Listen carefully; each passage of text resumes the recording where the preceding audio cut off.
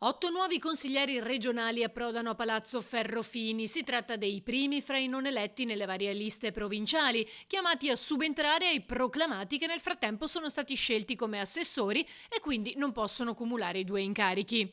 Tra loro c'è il milanese di Fratelli d'Italia Matteo Baldan, che supplirà l'assenza di Luca Spavanetto, unico veneziano della giunta Stefani, nel ruolo di vicepresidente con deleghe a turismo e lavoro. Sono state 2 settimane per certi versi lunghe di attesa, però del resto il risultato che comunque avevo conseguito il 23 e 24 novembre comunque mi ha dato molta soddisfazione. Insomma, un numero di preferenze che chiaramente non mi intesto, ma intesto a tutte le persone che mi hanno dato fiducia. Cercherò perlomeno per il primo periodo, insomma, di mandato, di consigliatura, di concentrarmi a migliorare il dialogo che c'è tra l'istituzione regionale, quindi tra la regione, i cittadini e l'amministrazione. C'è bisogno di un ascolto più accurato per arrivare in modo più efficace e in modo più veloce agli obiettivi che ci siamo prefissi. Ora l'attesa è per la seduta di giovedì alle 9:30, anche per procedere con le surroghe mentre continuano le procedure di adesione ai gruppi.